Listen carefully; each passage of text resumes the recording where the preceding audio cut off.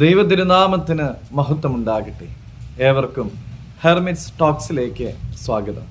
ഇത് ഹെർമിറ്റ്സ് ടോക്സിൻ്റെ 862 ദിവസം. ഇന്നത്തെ പ്രഭാത ചിന്ത റോമർ 13 അധ്യായം 14 തിരുവചനമാണ്.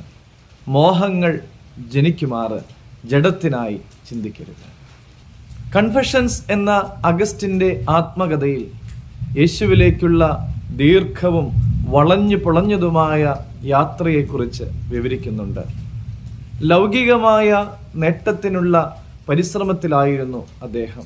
എന്നാൽ പലപ്പോഴും പരാജയമായിരുന്നു ഫലം. അദ്ദേഹം കാമത്തിന് അടിമയായിരുന്നു. പാപത്തിൽ നിന്ന് വ്യതിചലിക്കാതെ യേശുവിലേക്ക് തിരിയുവാനായിട്ട് കഴിയുകയില്ല എന്ന് അദ്ദേഹത്തിന് നല്ലവണ്ണം അറിയാമായിരുന്നു. എങ്കിലും ഈ ലൈംഗിക അധാർമികതയുമായുള്ള പോരാട്ടം തുടർന്നുകൊണ്ടിരുന്നു.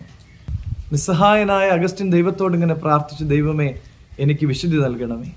പക്ഷെ അതും ഫലം കണ്ടില്ല. കാരണം അഗസ്റ്റിൻ പലപ്പോഴും ഇടറിപ്പോയി. പാപത്തിനും രക്ഷയ്ക്കുമിടയിൽ പിച്ചി ചീന്തപ്പെട്ടു. യേശുവിലേക്ക് തിരിഞ്ഞ മറ്റുള്ളവരിൽ നിന്ന് പ്രചോദനം ഉൾക്കൊണ്ടിട്ട് അഗസ്റ്റിൻ തൻ്റെ ബൈബിൾ റോമർ 13 തുറന്നു. പകൽ സമയത്തെന്ന പോലെ നാം മര്യാദയായി നടക്കുക. വെറുക്കൂത്തുകളിലും മദ്യപാനങ്ങളിലുമല്ല, ശയനമോഹങ്ങളിലും ദുഷ്കാമങ്ങളിലുമല്ല, പിണക്കത്തിലും അസൂയയിലുമല്ല, കർത്താവായ യേശു ക്രിസ്തുവിനെ തന്നെ ധരിച്ചുകൊള്ളുവിൻ. മോഹങ്ങൾ ജനിക്കുമാറ് ജഡത്തിനായി ചിന്തിക്കരുത്.